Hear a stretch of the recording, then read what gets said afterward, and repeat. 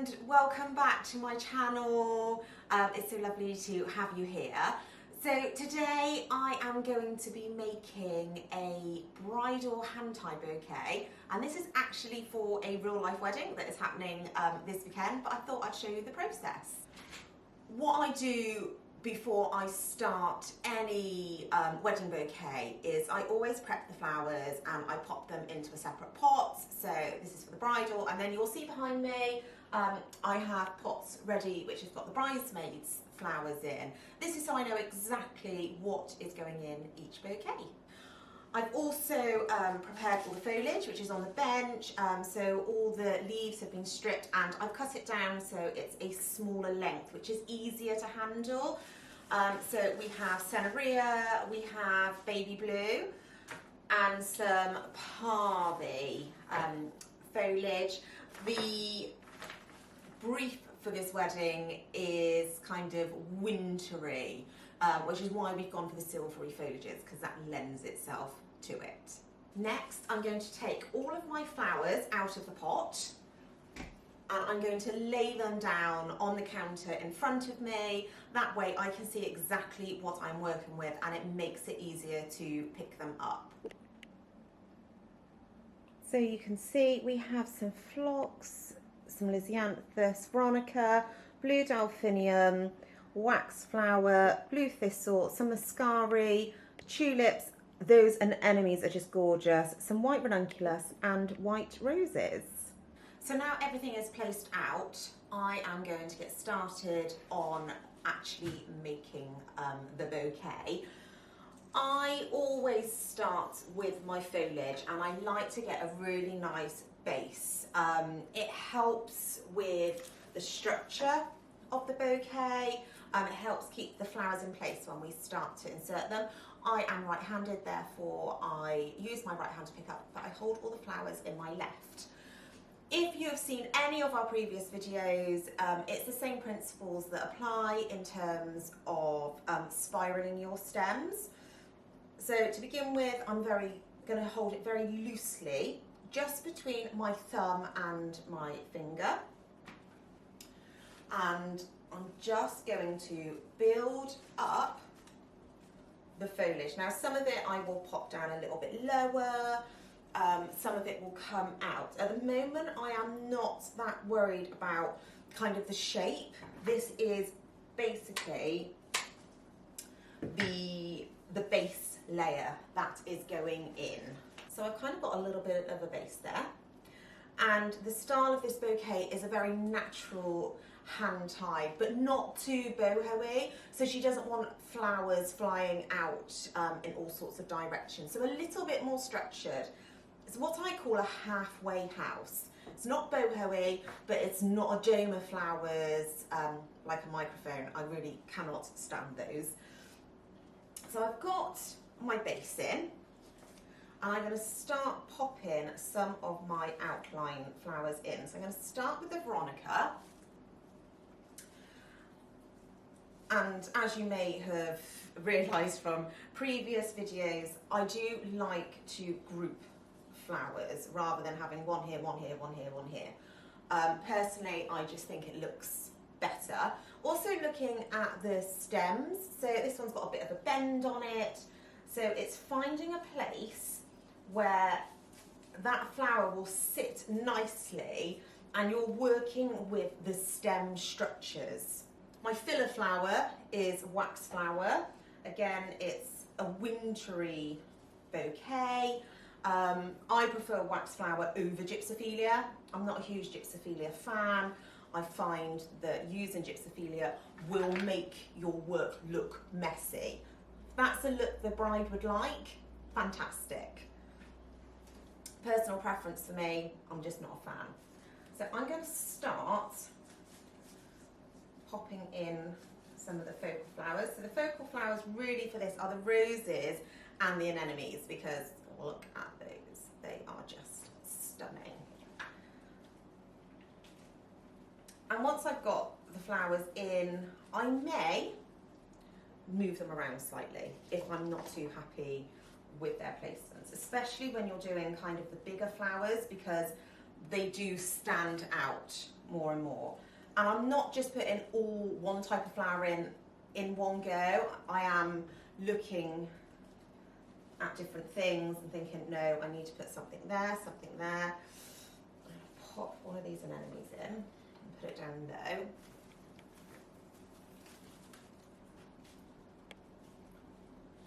And you want to really to be able to see all the flowers. Otherwise, there's just no point putting them in. Now with anemones, very, very crucial point is placement. You don't want two eyes looking at you. So, for example, I put that one in there and then show it to you. Looks like a pair of eyes. So you have to be so, so careful. So on that one, I'm going to just pop it down a little bit lower into the bouquet. That then helps your eye to run through. Put some of the blue thistle in.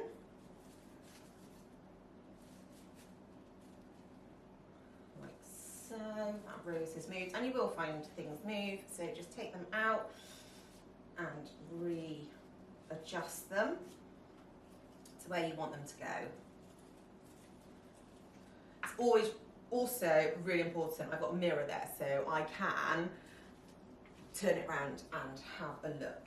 And with this, although I'm spiraling the stems, I'm not turning the bouquet. Bridal bouquets are generally, there's a front and a back to them, and I am making that more obvious by not turning it. And when I deliver the bouquet, I will explain to the bride and the bridesmaid, because brides are normally a little bit preoccupied on their wedding day and they cannot take in information, or they'll forget it. They'll go, yeah, and then they forget. So it's always worth briefing a bridesmaid who is normally completely on it, and it's like, yeah, no problem, we can do that. Okay, so I'm starting to add in the blue delphinium. I don't have a lot of the blue delphinium. This bouquet is mainly white with a hint of blue. I'm just finding where that stem's come out on there. And I do have some of the blue Muscari, just so it kind of offsets against the blue delphinium. So we're just building everything up. You might want to take off some more of the bottom stems if you need it to go in slightly lower. I'm going to pop that on.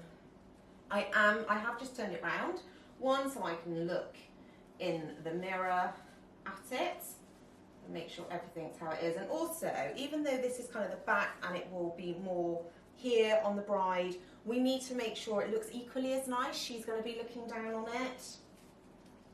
Pop that anemone in there, bigger Cenaria, some of the tulips at the back. So you can see the back of it is flatter, but it still is pretty.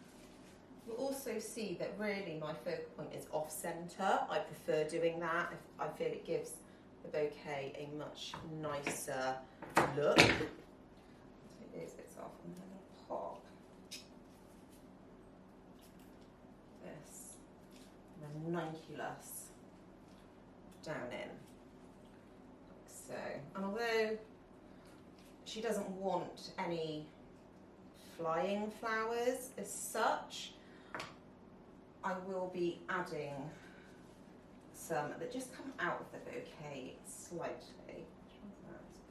Yes. So I can see by looking in the mirror, which is why it's so important to have a mirror, that I need to put Ranunculus up the top there. And then this one, the Ranunculus I'm not grouping, I'm kind of working them through a little bit more. More. Oh no, that's better. More over there. Again, I'm just gonna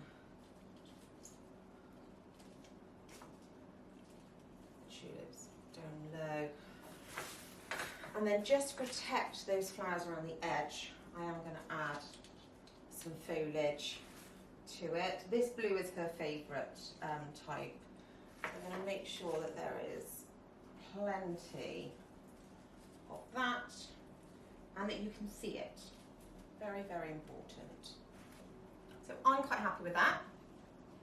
What do you think? Stems are long, I'm going to cut those down. First thing though is I need to tie it off so it's nice and secure. To do that, I am just going to use twine. Same way I would tie off any other bouquet that I am making.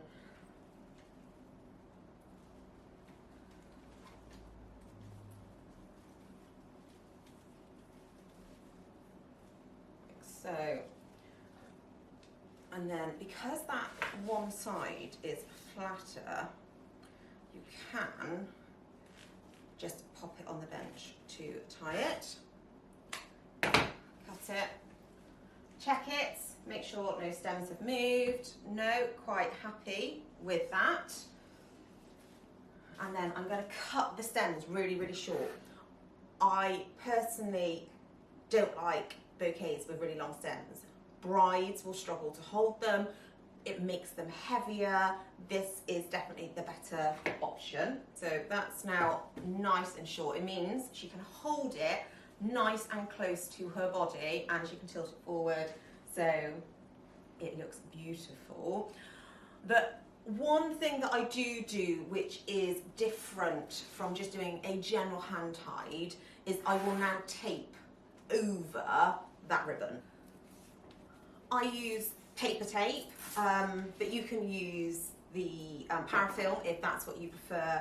I just find that this is easier to use. I've swapped between the two over the years.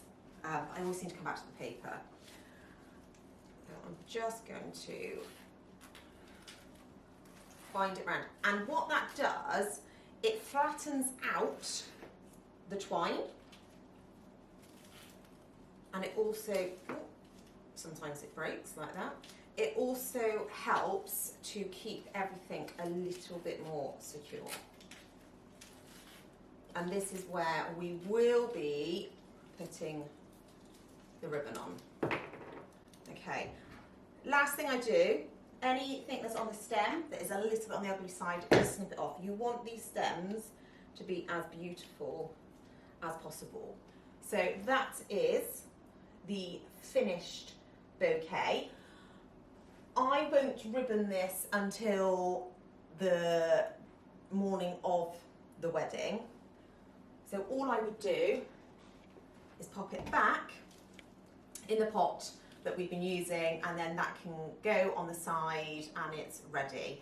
If it's hot, give it a good spray. We've got freezing temperatures, so this will be fine, but I will give it a spray in a bit. Okay, so I'm going to finish this bouquet off and we're going to pop some ribbon on with tails. Make sure your worktop is nice and dry. This ribbon will just absorb it. It's not silk, it's a chiffon with a ruffled edge, but just as nice. Very, very simple. Wrap it round. Make sure you have some nice sharp scissors.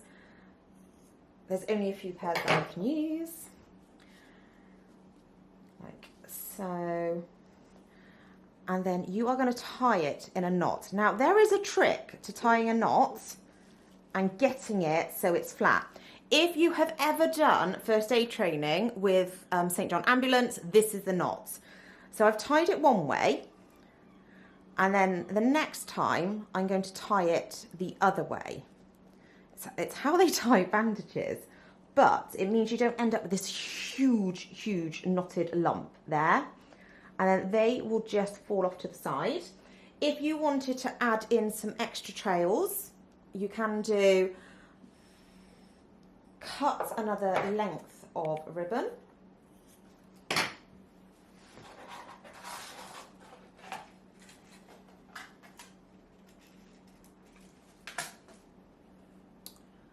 Okay, and then with your ribbon,